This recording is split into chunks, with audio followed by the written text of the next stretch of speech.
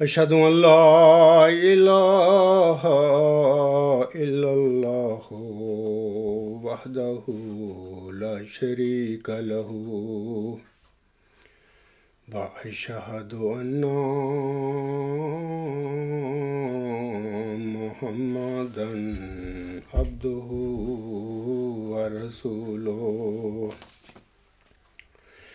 أما بعد فأعوذ بالله من الشيطان الرجيم بسم الله الرحمن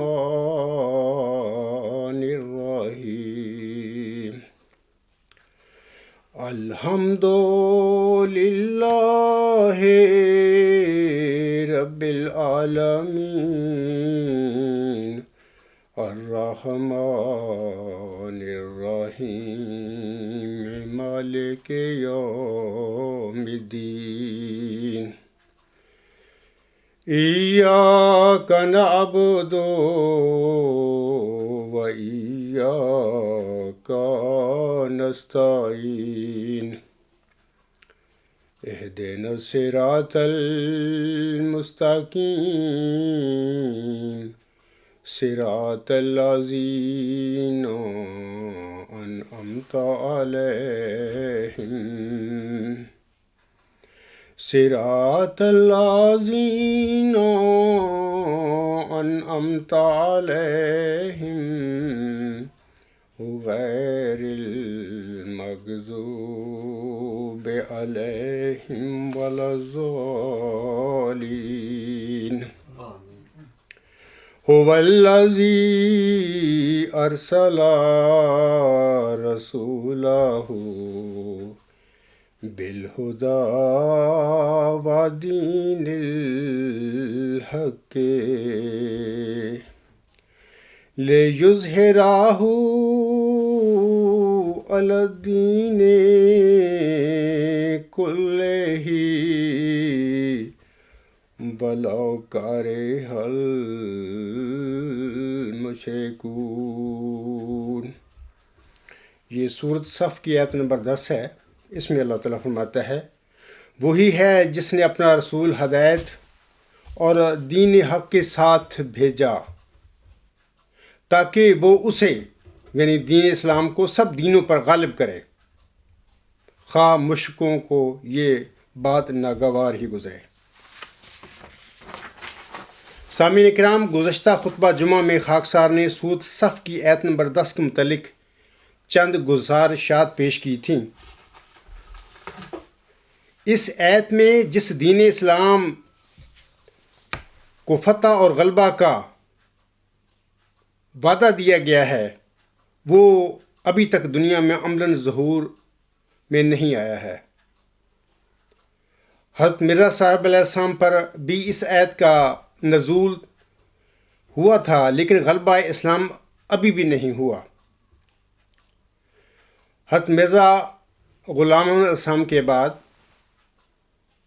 خلیفہ ثانی صاحب کا زمانہ تقریباً 52 سال گزرا ہے، ان کی قیادت کا زمانہ، اور اس سے پہلے حضرت خلیفۃ المسیح اول رضی اللہ تعالی عنہ کا 6 سال کا قیادت کا زمانہ بھی گزرا تھا۔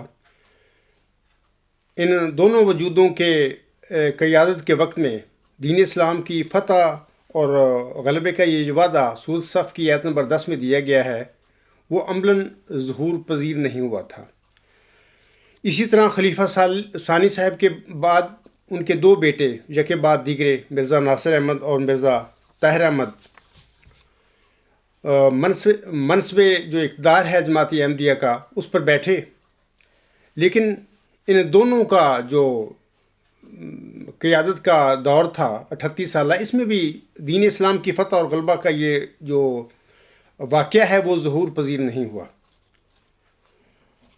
اب 13 سال سے ہم دیکھتے ہیں کہ جناب مرزا مسرور احمد صاحب جماعت احمدیہ کی قیادت کر رہے ہیں، لیکن ان کے 13 سال میں بھی ابھی دور دور تک کوئی دین اسلام کی فتح اور غلبے کے کوئی آثار نظر نہیں آتے کہ وہ ان کی قیادت میں کہ دین اسلام کا دنیا میں فتح اور غلبہ ہو جائے گا۔ سامعین کرام، گزشتہ خطبہ جمعہ میں نے اقبال کے 2 شعر پیش کیے تھے اور کہا تھا کہ ان میں اقبال نے آئندہ زمانے کے لیے ایک پیش گوئی کی ہوئی ہے۔ وہ شعر میں دوبارہ دہراتا ہوں۔ اقبال صاحب کہتے ہیں، آنکھ جو کچھ دیکھتی ہے لب پہ آ سکتا نہیں، محو حیرت ہوں کہ دنیا کیا سے کیا ہو جائے گی۔ آگے فرماتے ہیں، شب گریزاں ہوگی آخر جلوائے خورشید سے، یہ چمن معمور ہوگا نغمہ توحید سے۔ میں نے کہا تھا کہ جس کو اقبال نے نغمہ توحید کہا ہے اپنے ان اشعار میں، میں کامل یقین رکھتا ہوں کہ وہ خاکسار کا الہی نظریہ ورچو از گاڈ ہے۔ یہی الہی نظریہ اپنے آپ کو منوا کر دنیا میں علمی رنگ میں توحید کی اشاعت کا موجب بنے گا انشاءاللہ تعالی۔ آج میں اپنے سامعین کو، سامعین کرام، ایک اور شخص کی پیشگوئی کے متعلق کچھ بتانا چاہتا ہوں۔ اس کی پیشگوئی کا ذکر کرنے سے پہلے میں پیشگوئی کرنے والی شخصیت کے متعلق کچھ بتانا چاہتا ہوں آپ لوگوں کو۔ یہ شخصیت ہے والٹر ٹیرنسے اسٹیس۔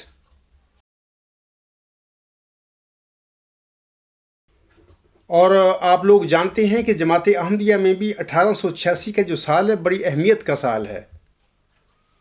اہمیت کا سال اس لیے سے ہے کہ 20 فروری 1886 کی الہامی پیشگوئی جو ہے وہ اسی سال میں چلہ ہوشیار پور کے دوران حضرت بانی جماعت علیہ السلام پر نازل ہوئی تھی۔ یہ جو اسٹیس صاحب ہیں، ان کا تعلق بیسیکلی عسکری خاندان سے ہے، یعنی ایک ملٹری خاندان سے ان کا تعلق تھا۔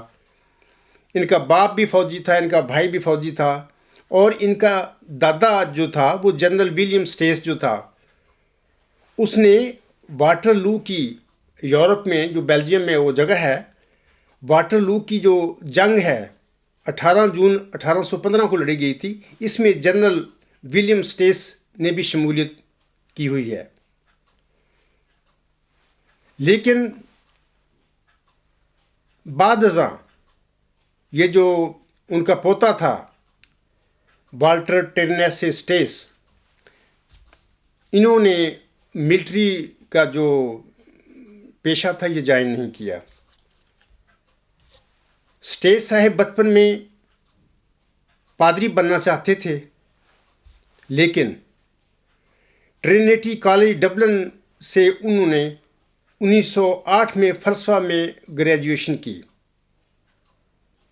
میرا مقصد کہنے کا یہ ہے کہ بچپن میں ان کا خیال تھا کہ میں پادری بنوں، مبلغ بنوں عیسائی، لیکن بعد ازاں ان کا جو رجحان ہے، ان کا شوق جو ہے فلسفہ کی طرف چلا گیا۔ 1908 میں جب انہوں نے فلسفہ میں گریجویشن کر لی تو پھر خاندان کے دباؤ کی وجہ سے انہوں نے برٹش سول سروس جوائن کر لی، اور اس کے بعد جب وہ انٹر ہو گئے برٹش سول سروس میں، تو پھر سب سے پہلے ان کی جو تعیناتی ہے سیلون میں، یعنی موجودہ سری لنکا میں ہوئی تھی، اور پھر وہ 1910 سے لے کر 1932 تک بطور سول سرونٹ سری لنکا میں مختلف عہدوں پر اپنی وہ خدمات سر انجام دیتے رہے۔ کئی عہدوں پر انہوں نے کام کیا، اور ایک وقت میں اسٹیس صاحب کولمبو کے میئر بھی رہے ہیں۔ ان کی خدمات کے اعتراف میں ان کے نام پر کولمبو میں ایک گلی کا نام بھی اسٹیس اسٹریٹ رکھا گیا ہے۔ 1929 میں ٹرینیٹی کالج ڈبلن میں ان کے ایک مقالہ کی بنا پر انہیں ڈی لٹ کی ڈگری، یعنی ڈاکٹر آف لیٹرز کی ڈگری سے نوازا گیا۔ ان کے جو تھیسس تھا اس کا عنوان تھا the theory of knowledge and existence.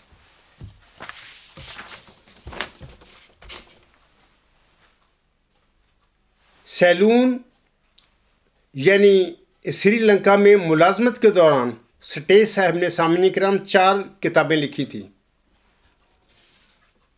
ان چاروں کتابوں کے نام اس طرح ہیں کہ سب سے پہلی کتاب جو تھی، a critical history of Greek philosophy 1920 میں انہوں نے لکھی۔ دوسری کتاب جو ان کی تھی اس کا نام ہے دا فلاسفی آف ہیگل، یہ 1924 میں یہ شائع ہوئی تھی کتاب۔ تیسری جو ان کی کتاب تھی اس کا نام یہ ہے کہ دا میننگ آف بیوٹی، یہ 1929 میں شائع ہوئی۔ اور یہ جو تھیسس تھا ان کا دا theory of knowledge and existence, جس کی بنا پر انہیں ٹرینٹی کالج ڈبلن نے انہیں ڈی لیٹ کی ڈگری سے نوازا تھا، یہ بھی 1932 میں ایک کتاب کی شکل اختیار کر گیا۔ انہوں نے اس تھیسس کو ایک کتاب کی شکل دے دی۔ 1932 میں سامعین کرام برطانیہ کی سول سروس کی طرف سے انہیں ریٹائرمنٹ کی پیشکش کی گئی، تو انہوں نے اپنی 4 کتب، جن کا بھی میں نے ذکر کیا ہے، کی بنا پر اپنے آپ کو پرنسٹن یونیورسٹی میں شعبہ فلسفہ میں فلاسفی کو پڑھانے کے لیے پیش کیا۔ بعد ازاں ان کی پیشکش کو، اسٹیج صاحب کی پیشکش کو قبول کر لیا گیا، اور وہ 1932 میں برطانوی سول سروس سے ریٹائرمنٹ لے کر پرنسٹن یونیورسٹی کے شعبہ فلسفہ میں اپنے آپ کو بطور لیکچرار جوائن کر لیا انہوں نے۔ 1935 میں اسی شعبہ میں، یعنی پرنسٹن یونیورسٹی کے اسی شعبہ فلسفہ میں انہیں اسٹوارٹ پروفیسر آف فلاسفی کا درجہ دے دیا گیا، اور پھر اسی یونیورسٹی سے 1955 میں وہ بطور پروفیسر آف فلاسفی ریٹائر ہوئے۔ یہ ساری باتیں میں نے آپ کو لوگوں کو اس لیے بتائی ہیں کہ والٹر ٹرین سے اسٹیج صاحب ایک عام رائٹر نہیں تھے۔ انہوں نے یہ تو 4 کتابوں کا بھی میں نے ذکر کیا ہے، یہ جو انہوں نے بطور پروفیسر یا بطور لیکچرار پرنسٹن یونیورسٹی میں شعبہ فلسفہ میں فلسفہ پڑھانے سے پہلے لکھ لی تھی، اس کے بعد بھی انہوں نے بہت ساری کتابیں لکھی ہیں، بہت ساری کتابوں کے وہ مصنف ہیں۔ اور یہ میں آپ لوگوں کو بتانا چاہتا ہوں کہ یہ ایک عام رائٹر نہیں تھا، جیسے کہ پاکستان میں رائٹر ہیں، لوگ کتابیں لکھتے ہیں، اس قسم کی اس کی یہ کتابیں نہیں ہیں، بڑی ڈیپ اور گہری کتابیں ہیں فلسفہ کے موضوع پر۔ اور یہ بھی یاد رکھیں کہ 1949 اور 1950 کے دوران وہ امریکن فلاسفیکل ایسوسی ایشن کے صدر بھی رہے ہیں۔ جناب اسٹیج صاحب بنیادی طور پر ایک پبلک فلاسفر اور ایک صوفی منش انسان تھے۔ سامعین کرام، تصوف میں ذات باری تعالیٰ کے متعلق 2 نظریات پائے جاتے ہیں۔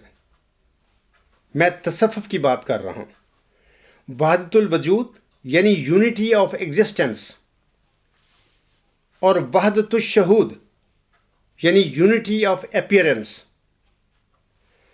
وحدت الوجود کے نظریہ میں کائنات خدا ہے اور خدا کائنات، یہ وہ لوگ سمجھتے ہیں، جو وحدت الوجود کے قائل لوگ ہیں وہ یہی سمجھتے ہیں کہ کائنات جو ہے ہماری یہ خدا ہے اور خدا کائنات ہے۔ لیکن وحدت الشہود میں خدا کو کائنات کے اندر اور اس سے ماورا بھی سمجھا جاتا ہے۔ یہ فرق ہے ان دونوں نظریات میں نا۔ ذات باری تعالیٰ کے حوالے سے سامعین کرام، اسٹیج صاحب مرزا غالب اور آئنسٹائن کی طرح وحدت الوجود کے قائل تھے، یعنی ان کی کتب جب پڑھتے ہیں ہم، یہ ہمیں تاثر ملتا ہے کہ وہ وحدت الوجود کے قائل تھے۔ جیسے کہ غالب کہتے ہیں اصل شہود و شاہد و مشہود ایک ہے، یہ وحدت الوجود کا ایک اس شعر میں ذکر کیا گیا ہے۔ انہوں نے اپنے شاعرانہ رنگ میں غالب نے اس کا ذکر کیا ہے اس شعر میں۔ وہ کہتے ہیں اصل شہود و شاہد و مشہود ایک ہے، حیران ہوں پھر مشاہدہ ہے کس حساب میں۔ اسی طرح سامعین کرام، البرٹ آئنسٹائن صاحب ذات باری تعالیٰ کے متعلق لکھتے ہیں میرا مذہب ایک ایسی وسیع و بسیط اعلیٰ و عرفہ روح کے سامنے اپنی آزانہ عقیدت و محبت پر مشتمل ہے، ایک ایسی علیم و خبیر، ایک ایسی علیم و بصیر روح جو اپنا اظہار و نمود ان خفیف سی تفصیلات کے پردے میں کرتی ہے جنہیں ہم اپنے ناقص شعور کے سمجھنے کی بہت کم اہلیت رکھتے ہیں۔ ایسی بلند و برتر حکیمانہ قوت جو عقل و نظر سے ماورا کائنات کے ذرے ذرے میں اپنے آپ کو بے نقاب کرتی ہے اور اس کی موجودگی کا یہ عمیق وجدانی عقیدہ خدا کی ذات کے متعلق میرے تخیل کی تشکیل کرتا ہے۔ یہ آئنسٹائن کا یہ عقیدہ تھا خدا کی ذات کے متعلق۔ اب میں سامعین کرام دوبارہ پروفیسر سٹیج صاحب کی طرف آتا ہوں۔ جیسے کہ میں نے ان کی 4 کتابوں کا بھی ذکر کیا ہے۔ سب سے پہلے جو انہوں نے کتاب لکھی تھی وہ ایک critical history of Greek philosophy تھی، اور یہ 1920 میں ابھی میں بتا چکا ہوں کہ انہوں نے سب سے پہلے لکھی تھی۔ سٹیج صاحب نے سب سے پہلے یہ جو ان کی مایا ناز کتاب تھی critical history of Greek philosophy, اس میں انہوں نے پبلک میں لیکچر دیتے ہوئے اس کتاب کو منظمت کیا تھا۔ 1920 میں اس کتاب کا پہلا ایڈیشن شائع ہوا تھا، اور 1962 میں اسی کتاب کا 12واں ایڈیشن چھپا تھا۔ ایم اے کے سلیبس میں پاکستان میں اور باقی دیگر ممالک میں جو فلاسفی کا سبجیکٹ ہے اس میں یہ کتاب پڑھائی جاتی ہے۔ اصل جو کتاب شائع ہوئی تھی 1920 میں، میرے پاس اس کا اوریجنل جو کاپی ہے یہ موجود ہے، میرے پاس ہے۔ جب میں نے اس کتاب کو پڑھا تھا شروع میں، اس وقت مجھے یہ نہیں ملی تھی کتاب، تو بعد میں جرمنی میں آ کر میں نے اس کا اوریجنل جو ایڈیشن تھا 1920 میں جو چھپا وہ میں نے حاصل کیا انگلینڈ سے۔ اور یہ بھی یاد رکھیں کہ اردو زبان میں پاکستان میں بھی اس کتاب کے جو مضمون ہے اس کو اردو زبان میں ڈھال کر مختلف کتابوں کے نام دے کر شائع کیا گیا ہے۔ سامعین کرام، بعض اوقات بعض کتب جو ہوتی ہیں بعض لوگوں کے لیے اللہ تعالیٰ کی رحمت بن جاتی ہیں۔ مثال کے طور پر فارابی کی ایک کتاب ابن سینا کے لیے رحمت بن گئی تھی۔ ابن سینا کے ایک شاگرد ابو عبید جرجانی جو یورپ میں جو روس کے نام سے مشہور ہے، انہوں نے اپنے استاد کی زبانی ان کے ابن سینا کے حالات قلم بند کیے تھے۔ انہی حالات کو علامہ ابن ابی اسیبہ نے اپنی کتاب عیون الانبار فی طبقات الاتباع میں اس طرح نقل کیا ہے۔ وہ لکھتے ہیں، یہ جو حوالہ ہے آپ دیکھ سکتے ہیں کہ سرگزشت فلسفہ حصہ 2 صفحات 371 تا 372۔ وہ لکھتا ہے، یعنی اپنے استاد ابن سینا کے حوالہ سے، ابن سینا اس میں وہ کہتے ہیں کہ میں نے ارسطو کی کتاب ما با طبیعہ کو 40 بار پڑھا۔ وہ کہتا ہے، میں دوبارہ پڑھتا ہوں، میں نے ارسطو کی کتاب ما با طبیعہ کو 40 بار پڑھا لیکن کچھ سمجھ نہ سکا، جس سے میں مایوس ہو گیا۔ اتفاق سے ایک دن ایک کتاب نیلام ہو رہی تھی۔ ایک دلال نے مجھے اسے خریدنے کو کہا۔ یہ حکیم فارابی کی کتاب تھی جو ما با طبیعیات پر تھی، اور جس کے مسائل حل کرنے سے میں قاصر تھا، اس خیال سے کہ یہ کتاب میرے کام کی نہیں ہے۔ میں خریدنا نہیں چاہتا تھا، لیکن دلال چونکہ بار بار یہ کہہ رہا تھا کہ مالک کو پیسے کی ضرورت ہے، لہذا کتاب سستے داموں میں مل جائے گی۔ میں نے وہ مول لے لی اور گھر پہنچتے ہی اس کے مطالعہ میں مستغرق ہو گیا۔ چنانچہ تمام ما با طبیعتی مسائل کو جو میری سمجھ میں نہیں آتے تھے اب سمجھ گیا۔ اس سے مجھے بے حد مسرت ہوئی اور میں اللہ تعالیٰ کا شکر کرتے ہوئے سجدے میں گر گیا۔ نیز میں نے مسکینوں کو خیرات بھی دی۔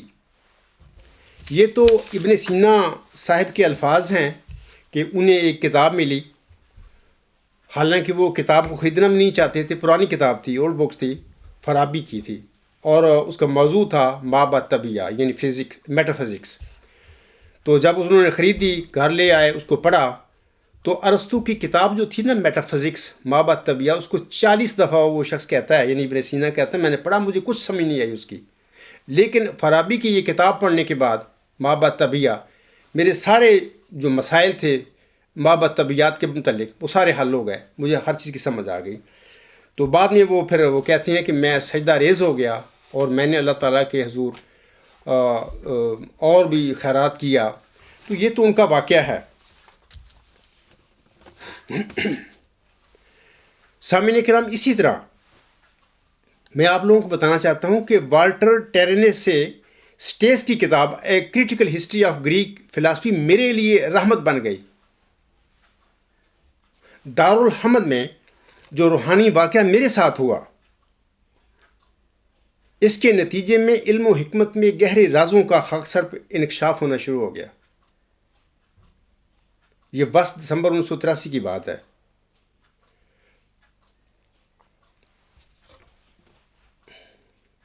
یہ ساری فلسفہ کی باتیں تھیں سامعین کرام جو مجھ پر انکشاف ہو رہی تھیں۔ اس وقت میں نے سوچا تھا کہ فلسفہ کی کوئی کتاب پڑھی جائے، کیونکہ میں نے تو اپنی زندگی میں سیاست پڑھی تھی، پولیٹیکل سائنس، مجھے فلسفے کا کچھ پتہ نہیں تھا، حتیٰ کہ یہ بھی نہیں میں جانتا تھا کہ what is the subject matter of philosophy. تو پھر میرے دل میں آیا کہ میں کوئی فلسفہ کی کتاب لے کر پڑھوں۔ میں اسی طرح مار روڈ کے پر انارکلی جب شروع ہوتی ہے، وہاں پر اولڈ بکس کے سٹال تھے۔ میں ایک دن وہاں پہ گیا تو ایک اولڈ بکس کی جو شاپ تھی، وہاں پر میں نے کہا کہ میں ایک فلاسفی کی کتاب خریدنا چاہتا ہوں، تو انہوں نے مجھے ایک کتاب تھما دی، تو میں نے اس کو خرید لیا۔ تو اب بھی وہ کتاب اس وقت میرے پاس ہے، اور میں سامعین کو دکھا دیتا ہوں کہ یہ وہ کتاب تھی جو میں نے خریدی تھی 10 دسمبر 1983 میں۔ وہ جو روحانی واقعہ میرے ساتھ ہوا، اس واقعے کے چند دنوں بعد میں نے یہ کتاب، یہ پرانی کتاب ہے، میں نے خریدی تھی۔ اصل میں بات یہ ہے کہ ابن سینا نے تو وہ کتاب پڑھ کے اس کو میٹا فزکس جو ارسطو کی تھی اس کی سمجھ نہ آئی، 40 دفعہ اس نے پڑھا، پھر اس کو پرانی کتاب ملی، نہ چاہتے ہوئے بھی اس نے وہ خرید لی ایک دلال کے اصرار کرنے پر۔ اس فارابی کی کتاب کو پڑھنے کے بعد اس کے سارے مسائل جو تھے فلسفیانہ وہ حل ہو گئے۔ اس کے بعد انہوں نے سجدہ کیا، وہ سجدہ ریز ہو گئے اور خیرات بھی کی اللہ کی راہ میں۔ میرا معاملہ الٹ ہے، مجھے کسی قسم کی بھی کوئی فلسفہ کی کتاب پڑھنے سے پہلے اللہ تعالیٰ کے حضور ایک سجدہ کی توفیق ملی، اللہ تعالیٰ سے نیکی اور علم کے متعلق جاننے کے لیے۔ تو اس سجدہ میں میری کایا پلٹ گئی۔ میں یہ سمجھتا ہوں کہ وہ اتنا پاورفل سجدہ تھا کہ وہ جو عبدالغفار سجدے میں گیا تھا، وہ 5-10 منٹ میں جو میں دعائیں پڑھیں علم سے متعلقہ، قرآن کریم کی دعا ہے ایک، اور باقی حضرت مرزا صلی اللہ علیہ وسلم کی الہامی دعائیں ہیں، جب میں اٹھا تھا تو وہ عبدالغفار نہیں تھا جو میں سجدے میں گیا تھا۔ اتنا پاورفل وہ واقعہ ہے جو میرے ساتھ ہو گیا۔ ابن سینا نے تو فارابی کی کتاب پڑھنے کے بعد اس کے مسائل حل ہو گئے، تو انہوں نے سجدہ کیا اللہ کے حضور خوشی میں۔ تو یہ میرا واقعہ ایسا ہے کہ میں اللہ تعالیٰ کے حضور پہلے میں نے سجدہ کیا، سجدہ میں ہی اللہ تعالیٰ کے انکشافات مجھ پر ہونے شروع ہو گئے، میری کایا پلٹ گئی۔ اس کے بعد پھر میں نے ایک پرانی فلسفہ کی کتاب جو ابھی میں نے آپ لوگوں کو دکھائی ہے، میں خریدنے گیا تو وہ مجھے ملی، تو میں نے اس کتاب کو پڑھنا شروع کر دیا۔ جیسے جیسے میں اس کتاب کو پڑھتا گیا، میری تمام مسائل جو ہیں فلسفہ کے متعلق جو تھے، جو کشمکش تھی، وہ سارے حل ہوتے چلے گئے۔ تو یہ میں آپ کو بتانا چاہتا ہوں کہ جس طرح ابن سینا کے تمام فلسفیانہ مسائل فارابی کی کتاب پڑھنے کے بعد حل ہو گئے تھے، ایسے ہی یہ جو پروفیسر سٹیس صاحب ہیں، ان کی جو کتاب ہے ایک critical history of Greek philosophy, اس کو پڑھنے کے بعد میری فلسفیانہ جتنی باریکیاں تھیں، گتھیاں تھیں، وہ ساری حل ہو گئیں۔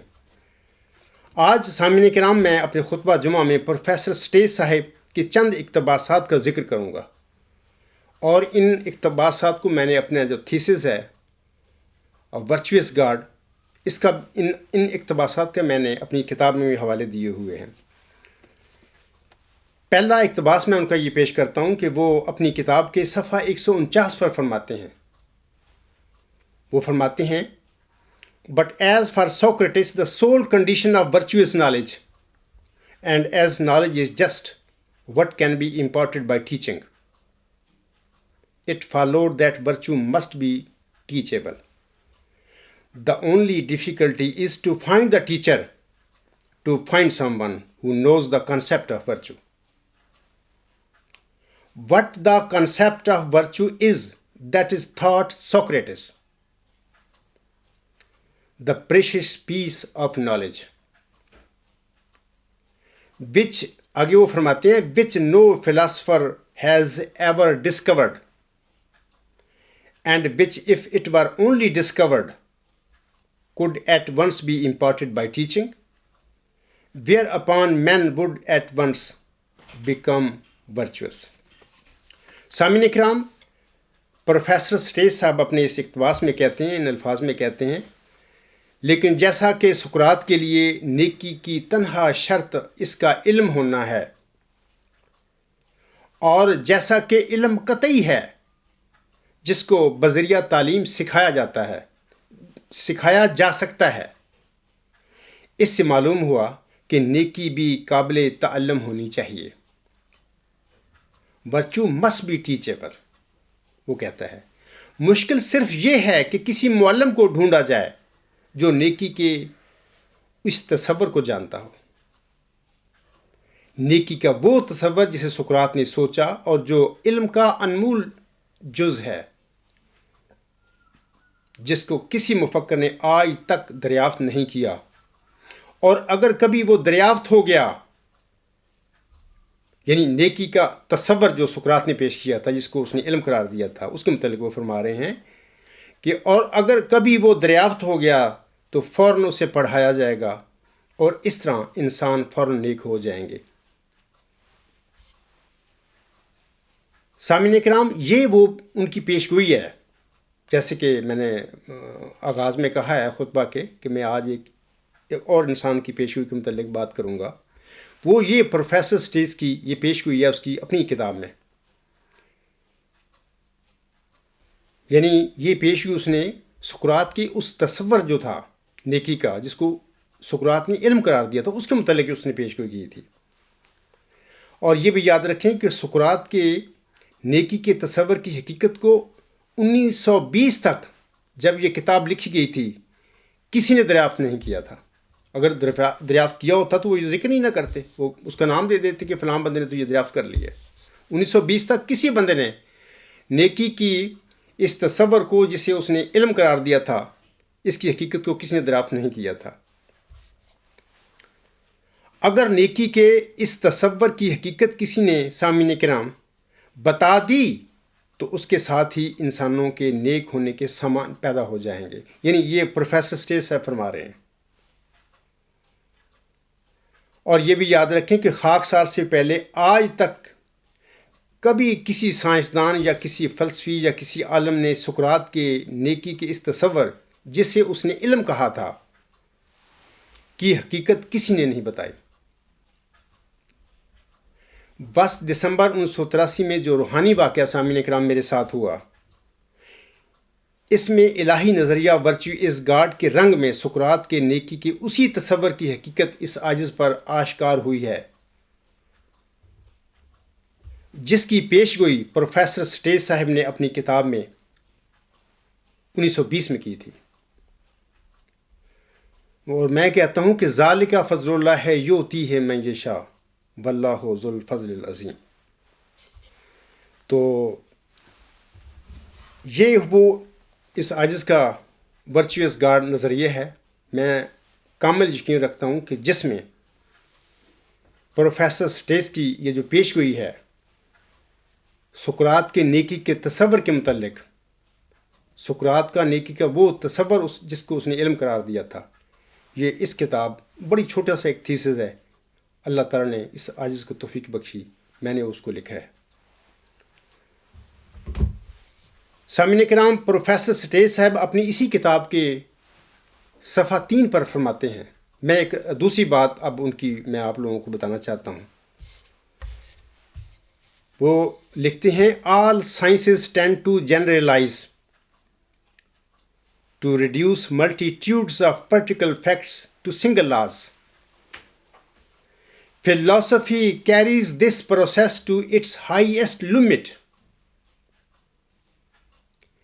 It generalizes to the utmost. It seeks to view the entire universe in the light of the fewest possible general principles.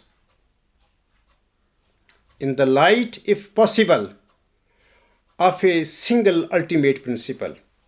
یہ اس کی جو کتاب ہے وہی کتاب ہے a critical history of Greek philosophy. اس کے صفحہ 3 پر یہ ان کے الفاظ ہیں. ان الفاظ کا ترجمہ اس طرح ہے. اسٹیج صاحب فرماتے ہیں تمام سائنسز میں عمومیت کا رجحان یعنی بے شمار انفرادی حقائق سے ایک عمومی قانون اخذ کرنے کا رجحان پایا جاتا ہے. فلسفہ اس عمل کو انتہا تک لے جاتا ہے. یہ حد المقدور حد تک تعمیم سازی کرتا ہے یعنی جنرلائزیشن کرتا ہے. یہ کوشش کرتا ہے کہ کائنات کی چند عمومی اصولوں کی روشنی میں تشریح کی جائے. پوری کائنات کی چند عمومی اصولوں کی روشنی میں تشریح کی جائے اور اگر ممکن ہو تو ایک ہی انتہائی اصول کی روشنی میں. میں سامعین کرام کو بتانا چاہتا ہوں کہ خاکسار پر جو ورچو از گاڈ کا الہام ہوا ہے یہ وہی الٹیمیٹ پرنسپل ہے جس کی طرف پروفیسر سٹیج صاحب نے اشارہ کیا ہوا ہے. تبھی خاکسار اپنے اس الہی نظریہ کو اعلیٰ انتہائی ہماگیر نظریہ یا النظریات کہتا ہے کیونکہ میرے علم کے مطابق یہی وہ الٹیمیٹ پرنسپل ہے جس کے متعلق پوری کائنات کی تشریح ہو جاتی ہے. سامعین کرام جہاں تک سائنسز کی منزل کا تعلق ہے تو فلسفہ اور سائنسز کی منزل ایک ہی ہے. طبیعتی اور مابعد طبیعتی سائنسدان ایک ہی صدق کی تلاش میں لگے ہوئے ہیں.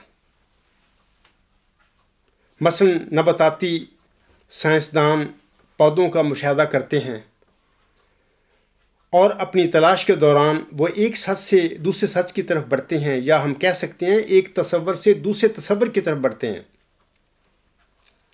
اسی طرح حیواناتی سائنسدان زالوجیکل سائنٹسٹ اپنے حیواناتی مطالعہ کے دوران ایک سچ سے دوسرے سچ کی طرف بڑھتے ہیں یا میں کہہ سکتا ہوں کہ ایک تصور سے دوسرے برتر تصور کی طرف بڑھتے ہیں. اس طرح ہم دیکھتے ہیں کہ تمام قسم کے سائنسدان تعمیم سازی میں لگے ہوئے ہیں، جنرلائزیشن میں لگے ہوئے ہیں. سامعین کرام در حقیقت وہ تمام یکساں اعلیٰ انتہائی ہماگیر تصور تک پہنچنے میں مصروف ہیں. آپ سب یاد رکھیں کہ وہ اعلیٰ انتہائی ہماگیر تصور جس کی کھوج میں جس کی تلاش میں تمام سائنسدان لگے ہوئے ہیں وہ اعلیٰ انتہائی ہماگیر تصور ورچو از گاڈ ہے. اب میں ایک اور اقتباس سٹیج صاحب کا ہے اس کی طرف میں آتا ہوں. وہ اپنی اسی کتاب ایک critical history of Greek philosophy کے صفحہ 65 پر فرماتے ہیں. وہ فرماتے ہیں thus the explanation of the many isolated facts consist in their reduction to the one law, and the explanation of the many laws consists in their reduction to the one more general law. As knowledge advances, phenomena of the universe come to be explained by fewer and fewer and wider general principles. Obviously, the ultimate goal would be the explanation of all things by one principle. I do not mean to say that scientific men have this end consciously in view, but the point is that the monistic tendency is there. What is meant by the explanation is the reduction of all things to one principle. Stage صاحب کا یہ جو الفاظ ہیں ان کا ترجمہ کچھ اس طرح ہے. وہ لکھتے ہیں یوں بہت سارے علیحدہ علیحدہ حقائق کی تشخیص سے مراد یہ ہے کہ ان کو ایک قانون کے تابع کیا جائے، اور بہت سارے قوانین کی تشخیص سے مراد ان کو ایک زیادہ عمومی قانون کے تابع کرنا ہے. جیسے علم بڑھتا ہے تو کائنات کے مظاہر کی چند بڑے عمومی قوانین سے تشریح کی جاتی ہے. ظاہر آخری منزل یہ ہے کہ تمام اشیاء کو ایک قانون کے تابع کر دیا جائے. میرا کہنے کا یہ مطلب نہیں کہ سائنسدانوں کا شعوری طور پر یہی مطمع نظر ہے، مگر بات یہ ہے کہ وہاں بھی وحدتی رجحان پایا جاتا ہے، مونسٹک ٹینڈنسی وہاں پر بھی پائی جاتی ہے. تشخیص سے مراد یہ ہے کہ تمام اشیاء کو ایک اصول کے تابع کر دیا جائے. سامعین کرام، پروفیسر اسٹیج صاحب کے فرمان کے مطابق تمام قسم کے سائنسدان اور علماء اور باقی جتنے بھی مذہبی اسکالر ہیں وہ سب تمام اشیاء کو ایک اصول کے مطابق ایک اصول کے تابع کرنے کی کوششوں میں مصروف ہیں. اس وقت دنیا میں جہاں جہاں پر بھی یونیورسٹیاں ہیں یا ریسرچر تحقیق کرتے جا رہے ہیں، یہی وہاں پر کام ہو رہا ہے. علم کی ترقی کا یہ سفر سامعین کرام ہزاروں سال سے جاری و ساری ہے. گزشتہ صدی کے وسط تک سائنسدان اس نتیجہ پر پہنچ چکے تھے کہ اس کائنات کی تشکیل اور تخلیق میں 4 قوتوں کا عمل دخل ہے.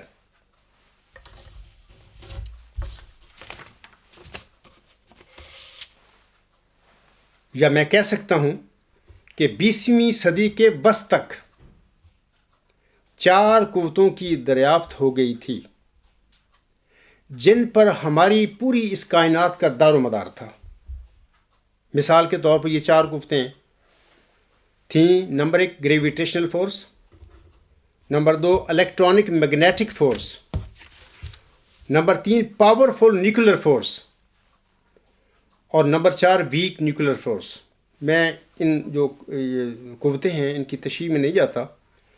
تو یہ 4 قوتیں تھیں جو 20ویں صدی کے وسط تک دنیا میں ڈسکور ہو چکی تھیں، اور یہ طے پایا تھا، یہ معلوم ہو گیا تھا سائنٹسٹ کو کہ پوری کائنات کو جو ہے اس وقت ہماری، یہ انہی 4 قوتوں کا اظہار ہے، مظہر ہے. ڈاکٹر عبدالسلام اور ان کے 2 امریکی سائنسدانوں نے 1979 میں الیکٹرو میگنیٹک فورس اور پاور ویک نیوکلیر فورس دونوں قوتوں کو ایک ہی قوت ثابت کر دیا تھا. یہ 1979 کی بات ہے، اور اسی کارنامے پر انہیں 1979 میں طبیعیات کا نوبل انعام دیا گیا تھا. سامعین کرام، اب 1979 کے بعد سے سائنس کی دنیا میں 3 قوتوں کا ہی ہماری کائنات کی تشکیل میں عمل دخل ہے. یعنی ہم مانتے ہیں یہ بات، سائنٹسٹ جانتے ہیں اس بات کو کہ ہماری جو موجودہ کائنات ہے اس کے پیچھے 3 قوتوں کا عمل دخل ہے. ان کی وجہ سے یہ کائنات پوری ظہور میں آئی ہے. میں یقین رکھتا ہوں کہ یہ 3 قوتوں بھی ایک دن 2 قوتوں میں ریڈیوس ہو جائیں گی. یعنی کوئی ایسا سائنٹسٹ اللہ تعالیٰ کی مدد پا کر کام کرے گا کہ وہ ثابت کر دے گا کہ ان تینوں میں سے 2 قوتیں ایک ہی قوت ہیں. جیسے کہ ڈاکٹر عبدالسلام نے 2 قوتوں کو الیکٹرو میگنیٹک فورس اور ویک نیوکلیر فورس کو دونوں قوتوں کے ایک ثابت کر دیا تھا. ایسے ہی ان تینوں قوتوں جو ہیں اس وقت دنیا میں معلوم شدہ، کوئی ایسا سائنٹسٹ بھی آئے گا کہ ان تینوں معلوم قوتوں میں سے 2 قوتوں کو وہ ایک ثابت کر دے گا، اور اس طرح پھر 2 قوتیں رہ جائیں گی. اور پھر وہ 2 قوتیں بھی سامعین کرام بالآخر ایک قوت یعنی اعلیٰ انتہائی ہمہ گیر قوت میں بدل جائے گی. اور یہی اعلیٰ انتہائی ہماگیر قوت دراصل اعلیٰ انتہائی ہماگیر حق ہے، اور یہی وہ ہماری کائنات کا نور ہے سامعین کرام، جس نے اس کائنات کو تشکیل کیا ہوا ہے۔ سامعین کرام، یہی وہ نیکی اور خیر ہے، اور یہی وہ علم ہے جس کو جاننے میں ہم سب مصروف ہیں۔ اس علم سے غائی علم مراد ہے، نہ کہ فائلی علم۔ کہ اس علم سے مراد آبجیکٹو نالج مراد ہے، نہ کہ سبجیکٹو نالج۔ سبجیکٹو نالج سے مراد یہ ہے کہ میرا، آپ کا، زید بکر کا نالج، اور غائی علم سے مراد ہے کہ وہ علم جس کو جاننے کے لیے ہم سب کوشش کر رہے ہیں، جس کو جاننے کے لیے ہم سب مصروف ہیں، تحقیق ہے، وہ غائی علم ہے، وہ آبجیکٹو نالج ہے۔ یہاں سے علم سے مراد جو میں کہہ رہا ہوں، یا سقراط نے جو کہا تھا، وہ غائی علم تھا، اس کا مراد، اس کا منشا۔ اسی علم کو سامعین کرام 2500 سال پہلے سقراط نے نیکی یعنی خیر قرار دیا تھا، اور اللہ تعالیٰ نے خاکسار پر اسی نیکی کے متعلق فرمایا ہے کہ وہ خدا ہے، یعنی اس کائنات کا خالق اور مالک، اور وہ اعلیٰ انتہائی ہماگیر حق ہے، سپریم الٹیمیٹ یونیورسل ٹروتھ۔ اللہ تعالیٰ کی سامعین کرام انہی صفات کے حوالہ سے ذکی غلام کے متعلق 20 فروری 1886 کی الہامی پیشگوئی میں فرمایا گیا ہے۔ اللہ جیسے فرماتا ہے اس کے متعلق، وہ مظہر الاول والآخر مظہر الحق والاولا کا ان اللہ نزلہ من السماء ہوگا۔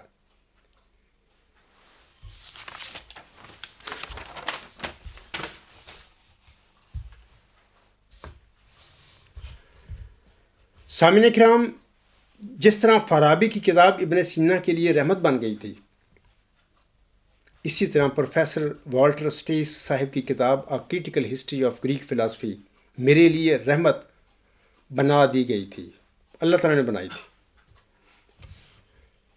ابن سینا نے سامعین کرام فارابی کی پرانی کتاب خریدی تھی، اور میں نے بھی پروفیسر اسٹیس صاحب کی پرانی کتاب ہی خریدی تھی۔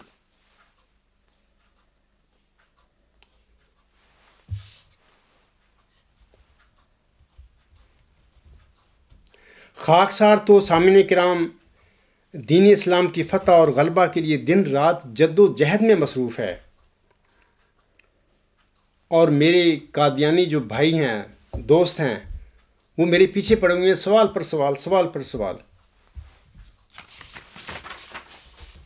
میں آپ سب دوستوں سے کہتا ہوں کہ اگر تم واقعی سچے متلاشیان حق ہیں، جیسے کہ آپ ای میل فورم میں کہتے رہتے ہیں کہ ہم تو سچے متلاشیان حق ہیں، میں تم سب سے کہتا ہوں کہ اگر تم واقعی متلاشیان حق ہیں، سچے، تو تم اپنے خلیفہ صاحب اور مولویوں کو میدان میں لا کر سچ اور جھوٹ کا فیصلہ کیوں نہیں کرواتے میرے ساتھ؟ یعنی یہ آپ کا، میں سمجھوں گا کہ واقعی اگر آپ یہ کام کرو گے تو واقعی آپ سچے سیکر آف ٹروتھ ہوں گے۔ ویسے کہتے رہنا، ای میل فورم پر اور سوال اٹھاتے رہنا بے انتہا، ہر دن کو 100 سوال آپ اٹھاتے ہیں۔ ایک بندہ اور بہت سارے کام کر رہا ہے، وہ مطلب کہ تمہارے سوالوں کو پھر 100 سوال جو ہوتے ہیں ایک ہفتے میں نہیں جواب دے سکتا۔ بہتر یہ ہے کہ آپ لوگ اگر سنجیدہ ہیں، آپ واقعی سچے متلاشی ہیں، میں آپ کو پیش کرتا ہوں دلیل آپ کے سچے متلاشیان حق ہونے کی، کہ اگر آپ ہیں تو آپ یہ کام کریں، آپ کو کرنا چاہیے یہ کام۔ ای میل فورم پر آئے دن ڈیلی کام بھی بعض لوگوں کا یہ ہے، سوال پر سوال اٹھاتے رہتے ہیں، بے مقصد ہی نہیں ان کا، میں سمجھتا ہوں ایسے ہی بس ای میل فورم پر جو لوگ ہیں ان کو کنفیوز کرنے کے لیے یہ کام کرتے ہیں۔ ای میل فورم پر یہ فیصلہ سامعین کرام نہیں ہوگا، ہمارے اکٹھے بیٹھنے کا بندوبست کرو اگر تم واقعی سچے متلاشی سچائی کے ہو۔ میرے وہاں پر چند سوال ہوں گے جب ہم اکٹھے ہوں گے، اس میں گھبرانے کی کوئی بات نہیں، میں نہیں گھبرا رہا۔ جماعتی احمدیہ قادیان کے خلیفوں کو بھی اور مولویوں کو بھی گھبرانا نہیں چاہیے. جب ہم بیٹھیں گے بات کریں گے تو اس میں جو جھوٹ ہوگا وہ ثابت ہو جائے گا اور جو سچائی ہوگی وہ بھی نکھر کے باہر آ جائے گی. اس میں ڈرنے کی کوئی بات نہیں. لیکن میں آپ لوگوں کو بتانا چاہتا ہوں جب ہم اکٹھے ہوں گے وہاں پہ میرے چند سوال ہوں گے آپ کے خلیفہ صاحب کے آگے, آپ کے علماء کے آگے چند سوال ہوں گے, 5-10 ہوں گے زیادہ سے زیادہ, یا 10 ہو جائیں گے زیادہ سے زیادہ. اور میں آپ لوگوں کے آپ سوال سارے جو ای میل فون پر کرتے ہیں اکٹھے کرتے چلے جائیں. میں اس نشست میں وہ جو ہماری گیدرنگ ہوگی 1 دن ہو 10 دن ہو 20 دن ہو, میں نہیں اٹھوں گا اس وقت تک جب تک تمہارے تمام سوالوں کا جواب نہیں دے دوں گا. آپ یہ کام کیوں نہیں کرتے؟ یہ ای میل فون پر مطلب کہ ای میل سوالوں کی بارش کرتے رہتے ہیں. آپ لوگوں کو چاہیے سنجیدگی اختیار کریں. اور یہ پلیٹ فارم جو ہے ای میل فارم کا, یہ اس قسم کے فیصلوں کا نہیں ہے. یہ یہاں پر کوئی فیصلہ نہیں ہو سکے گا. فیصلہ تب ہوگا جب آپ سنجیدگی سے اپنے جماعت احمدیہ کے علماء جو ہیں ان کو اور اس عاجز کو بھی کہیں گے, ہم اکٹھے بیٹھیں گے تو برادرانہ ماحول میں, علمی ماحول میں ہم ایک دوسرے سے سوال کریں گے, پوچھیں گے ایک دوسرے سے سوال. تو اس میں انشاءاللہ تعالی جو حق اور سچ ہے وہ ظاہر ہو جائے گا, جو جھوٹ ہے وہ بھی ظاہر ہو جائے گا. تو اس میں آپ لوگوں کو یہی کہوں گا کہ آپ ایسے کریں کہ ای میل فارموں پر بے انتہا جو سوالوں کی بارش کرتے رہتے ہیں, اس سے کوئی فائدہ نہیں. یہ آپ اپنا وقت ضائع کر رہے ہیں. صحیح بات یہ ہے کہ آپ جماعتی احمدیہ جو ہے اس کے جو قیادت ہے ان سے بات کریں اور مجھے بھی بلائیں. دونوں جماعتیں بیٹھ کے مل کے ہم لوگ کسی جگہ پر بھی, لندن میں, جرمنی میں, کسی جگہ پر بھی ہم ارینج کر لیتے ہیں, وہاں پہ بیٹھ کے ہم سوال جواب کریں گے. جتنے بھی آپ کے سوال ہیں ای میل فون پر آتے رہتے ہیں ڈیلی, تو وہ سارے اکٹھے کر لیں تو انشاءاللہ آپ کے ایک ایک سوال کا میں جواب دوں گا. لیکن میرے صرف چند سوال ہوں گے جو آپ کے خلیفہ صاحب کو, آپ کے علماء کو دینے ہوں گے. اللہ تعالیٰ آپ سب کو, اگر باقی آپ سچے متلاشی حق ہیں تو اس کی توفیق دے. سامعین کرام, حضرت مرزا غلام صاحب 1 صدی قبل اپنی کتاب ازالہ و حام جو ہے روحانی خزین جلد 3 صفحہ 466 تا 467 پر فرماتے ہیں. یہ ایک اور موضوع میں آپ لوگوں کو بتانے لگا ہوں. حضور صاحب اپنے اس تحریر میں فرماتے ہیں کہ دیکھو دنیاوی علوم جو اکثر مخالف قرآن کریم اور غفلت میں ڈالنے والے ہیں, کیسے آج کل ایک زور سے ترقی کر رہے ہیں, اور زمانہ اپنے علوم ریاضی اور طبعی اور فلسفہ کی تحقیقاتوں میں کیسی ایک عجیب طور کی تبدیلیاں دکھلا رہا ہے. کیا ایسے نازک وقت میں ضرور نہ تھا کہ ایمانی اور عرفانی ترقیات کے لیے بھی دروازہ کھولا جاتا, تا شرور محدثہ کی مدافعت کے لیے آسانی پیدا ہو جاتی. سو یقیناً سمجھو کہ وہ دروازہ کھولا گیا ہے اور خدا تعالیٰ نے ارادہ کر لیا ہے کہ تا قرآن کریم کے عجائبات مخفیہ اس دنیا کے متکبر فلسفیوں پر ظاہر کرے. یہ 1 صدی قبل کی باتیں ہیں, حضور صاحب فرما رہے ہیں. حضور صاحب فرماتے ہیں سو یقیناً سمجھو کہ وہ دروازہ کھولا گیا ہے اور خدا تعالیٰ نے ارادہ کر لیا ہے کہ تا قرآن کریم کے عجائبات مخفیہ اس دنیا کے متکبر فلسفیوں پر ظاہر کرے. اب نیم ملا دشمن اسلام اس ارادہ کو روک نہیں سکتے. یہ تو 1 صدی قبل کی باتیں تھیں. اس زمانے کے جو ملا تھے, حضرت مرزا صاحب السلام کے آگے پیچھے سوال پر سوال جیسے آج میرے ساتھ ہو رہا ہے. آج میں کہوں گا کہ آج جماعت احمدیہ قادیان وہی کام کر رہی ہے جو 1 صدی قبل جن ملا دشمن اسلام کا حضور صاحب نے ذکر کیا تھا. آج وہ دھندا, وہ کام آج جماعت احمدیہ قادیان یا قبرستان کے ذمہ لگا ہوا, وہ یہ کام کر رہے ہیں. میں یہاں پر کہوں گا کہ اب جماعت احمدیہ قبرستان اس اللہ تعالیٰ کے اس ارادوں کو روک نہیں سکے گی. اگر اپنی شرارتوں سے باز نہیں آئیں گے, حضور صاحب فرماتے ہیں, تو ہلاک کیے جائیں گے اور قہری تماچا حضرت قہار کا ایسا لگے گا کہ خاک میں مل جائیں گے.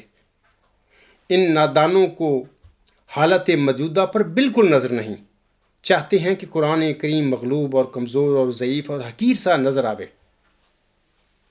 لیکن اب وہ ایک جنگی بہادر کی طرح نکلے گا.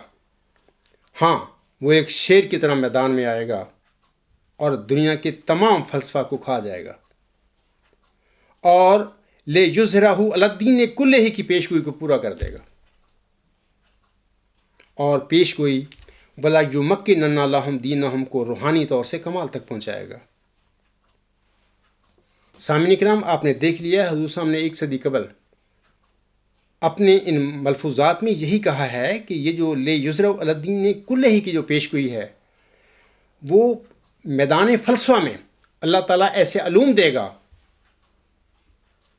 اپنے ان بندوں کو جو اللہ تعالیٰ کے پیارے نبی صلی اللہ علیہ وسلم کے خادم ہوں گے، اس کی سنت پر چلنے والے، اس کی راہ پر چلنے والے ہوں گے، وہ اس میں فنا ہونے والے ہوں گے، ان کو اللہ تعالیٰ علم و معرفت کا وہ کمال دے گا جس کے ساتھ پھر یہ جو هو الذی ارسل رسولہ بالہدی والدین الحق لیظہرہ علی الدین کلہ کا جو وعدہ ہے وہ پورا ہوگا۔ اور حضور صلی اللہ علیہ وسلم فرماتے ہیں اور ولا یمکن لہم دینہم کو روحانی طور سے کمال تک پہنچا دے گا۔ اکثر میں یہ باتیں بتایا کرتا ہوں، لوگوں کو سمجھ نہیں آتی۔ یہ جو مربی تیار کرنے سے، مولوی تیار کرنے سے، جامعات بنانے سے یہ اسلام کا غلبہ نہیں ہوگا۔ اسلام کا غلبہ آسمانی حربے کے ساتھ ہوگا۔ اور آسمانی حربہ کیا ہوگا؟ اللہ تعالیٰ کے جو عاجز بندے ہیں وہ اپنے آقا حضرت مرزا صاحب صاحب کی غلامی میں، آن حسن کی غلامی میں اللہ تعالیٰ سے یہ علم و عرفان کے چشمے پائیں گے۔ یہ وہ آسمانی حربہ ہوگا۔ اور میں آپ لوگوں کو بتانا چاہتا ہوں سامعین کرام، یہ جو حضور صاحب نے 1 صدی قبل فرمایا تھا، وہ خاکسار کے الہی نظریہ ورچوئس گاڈ کے ساتھ عملاً ظہور پذیر ہوگا اور قرآن کریم دنیا کے باطل فلسفے کو کھا جائے گا انشاءاللہ تعالی۔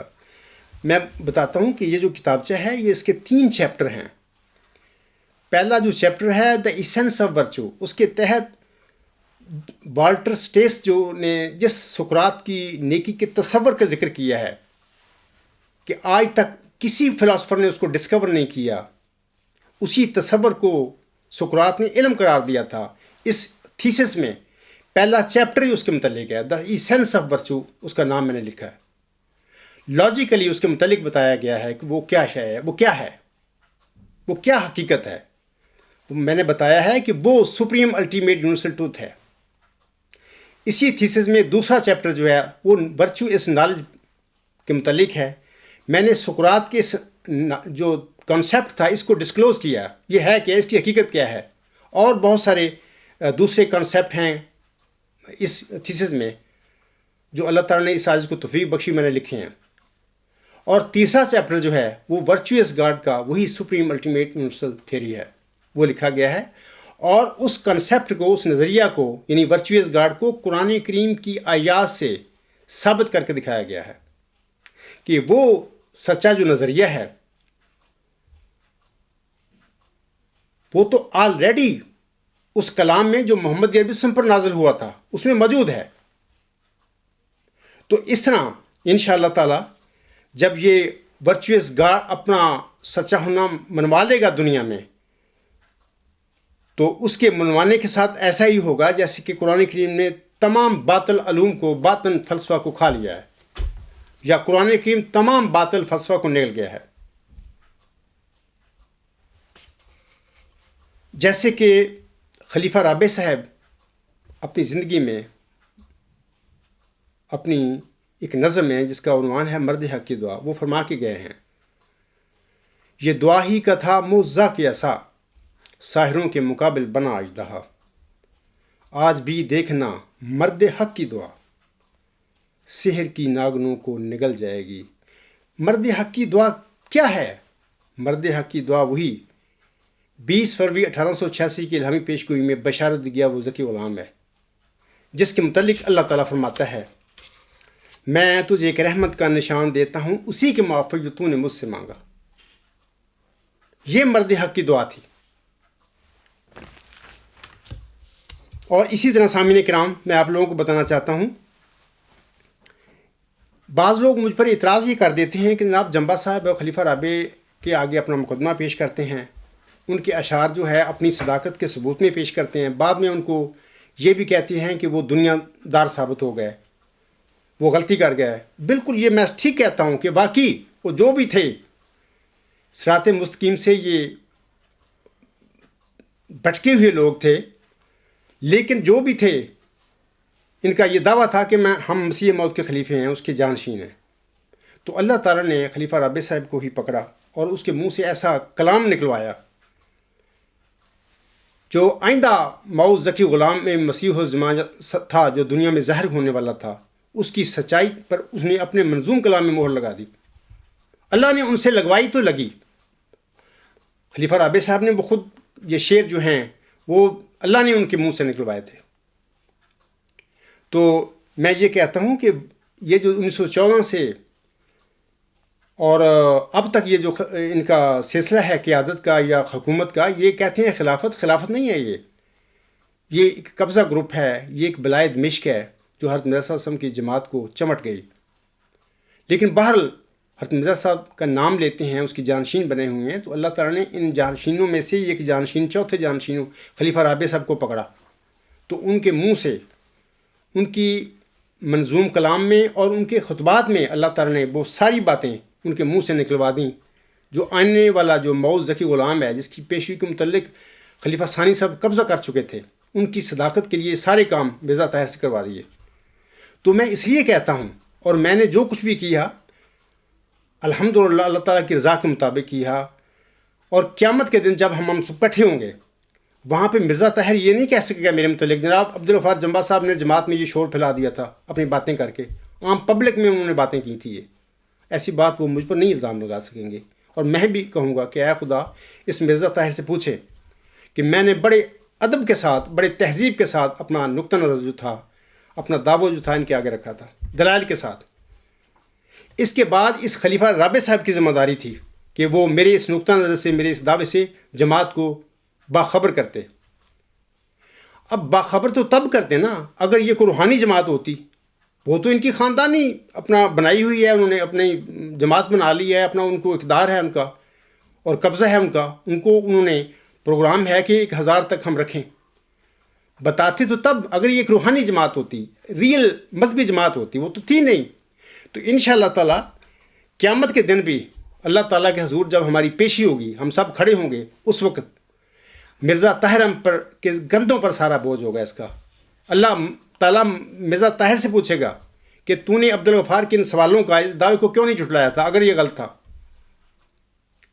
اور تو نے اس کے دعوے سے پوری جماعت کو کیوں نہیں خبر کیا تھا، کیونکہ تو جانشین بنا ہوا تھا مسیح پاک کا۔ تو یہ ساری باتیں وہاں پر فیصلہ ہوں گی، اور جس طریقے سے وہ یہ غلطی میں کہوں گا نا، اگر میں کہوں گا تو وہ جھوٹ ہے، یہ دجل ہے میں کہوں گا، لیکن نرم لفظ ہوگا کہ وہ غلطی کر کے گئے ہیں، لوگوں کو کنفیوز کر کے گئے ہیں اور ایک ایسی صورتحال میں پھنسا گئے ہیں جماعت احمدیہ کو، اب ان کے پاس اس کا کوئی بھی حل نہیں ہے۔ تو بہرحال اللہ تعالیٰ آپ سب کو سمجھ دے اور ہدایت دے۔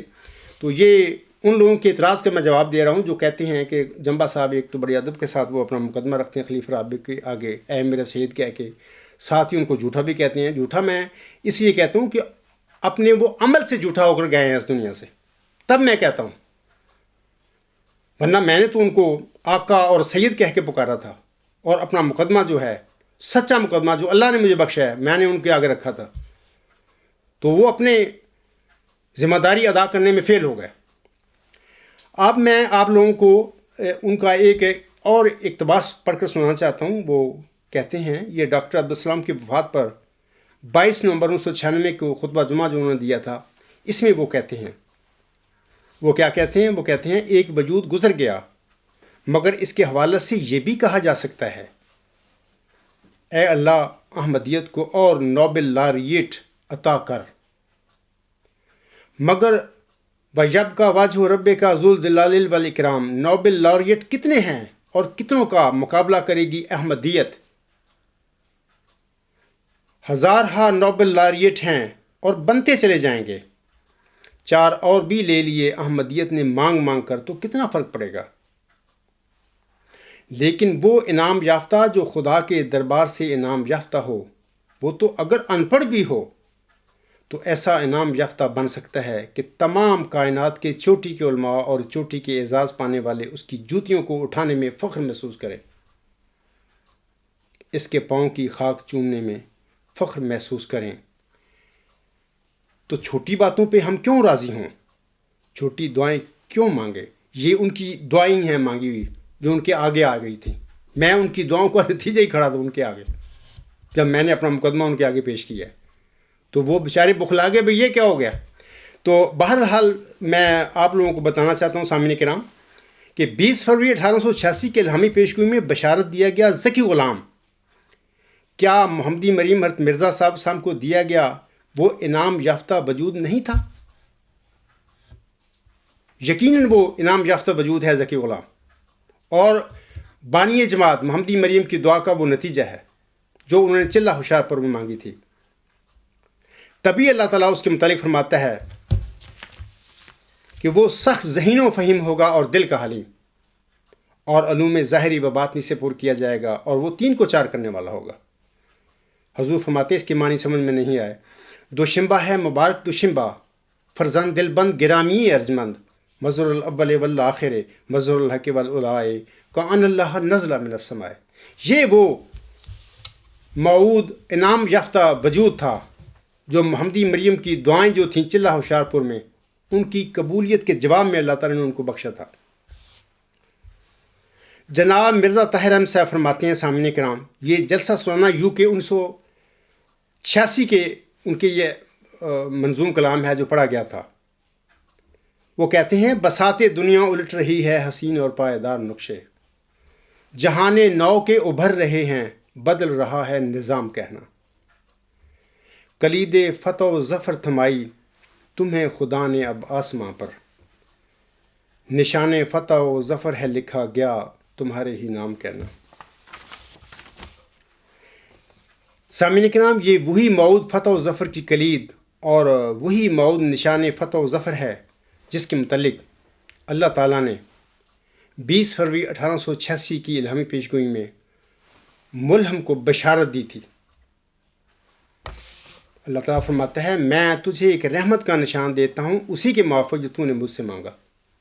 سو میں نے تیری تضرعات کو سنا اور تیری دعاؤں کو اپنی رحمت سے بپایا قبولیت جگہ دی اور تیری سفر کو جو ہوشیار پور اور لدھیانہ کا سفر ہے تیرے لیے مبارک کر دیا.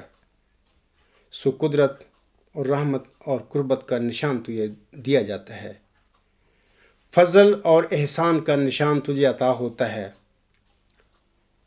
اور فتح اور ظفر کی کلید تجھے ملتی ہے. یہ وہ فتح و ظفر کی موعود کلید ہے جس کا جناب خلیفہ رابع صاحب نے بھی اپنے شعر میں ذکر کیا ہوا ہے. جیسا کہ وہ فرماتے ہیں کلید فتح و ظفر تھمائی تمہیں خدا نے اب آسماں پر نشان فتح و ظفر ہے لکھا گیا تمہارے ہی نام کہنا. اور اسی حوالہ سے یعنی موعود فتح اور ظفر کی جو کلید ہے اسی کے حوالہ سے اللہ تعالیٰ مورخہ 18 فروری 1908 کو حضرت بانی جماعت صاحب پر الہاماً یہ فقرات نازل فرماتا ہے. اللہ تعالیٰ فرماتا ہے کل الفتح بعدہ مظہر الحق والعلا کان اللہ نزل من السماء. یعنی ایک نشان ظاہر ہوگا جو تمام فتوحات کا مجموعہ ہوگا اور اس وقت حق ظاہر ہو جائے گا اور حق کا غلبہ ہوگا گویا خدا آسمان سے اترے گا. تذکرہ صفحہ 588. یہی سامعین کرام اب ہوگا اور یہ جلدی ہی ہونے والا ہے انشاءاللہ تعالی.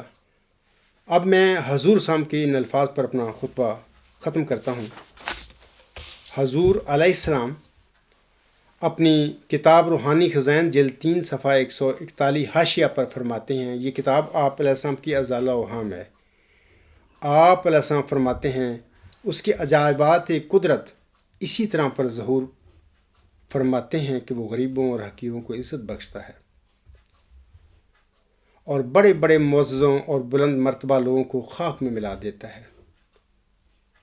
بڑے بڑے علماء و فضلاء اس کے آستانہ فیض سے بکلی بے نصیب اور محروم رہ جاتے ہیں اور ایک ذلیل حقیر امی جاہل نالائق منتخب ہو کر مقبولین کی جماعت میں داخل کر لیا جاتا ہے. ہمیشہ سے اس کی کچھ ایسی ہی عادت ہے اور قدیم سے وہ ایسا ہی کرتا چلا آیا ہے. وذالک فضل اللہ یؤتی ہے من یشاء. اسی پہ میں اپنا خطبہ ختم کرتا ہوں. وما علینا الا البلاغ وآخر دعوانا ان الحمد للہ رب العالمین. اولا و آخرا و ظاہرا و باطنا هو مولانا نعم المولا و نعم النصیر و نعم الوکیل.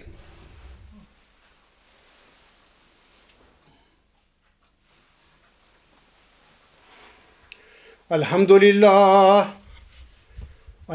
للہ نحمده و نستعینه و نستغفره و نؤمن به و نتوکل علیہ ونعوذ باللہ من شرور انفسنا ومن سیئات اعمالنا من يهده الله فلا مضل له ومن يضلله فلا هادي له ونشهد أن لا إله إلا الله ونشهد أن محمدا عبده ورسوله. عباد الله رحمكم الله إن الله يأمر بالعدل والإحسان وإيتاء ذي القربى وينهى عن الفحشاء والمنكر والبغي يعظكم لعلكم تذكرون. اذكروا الله يذكركم وادعوه يستجب لكم ولذكر الله أكبر.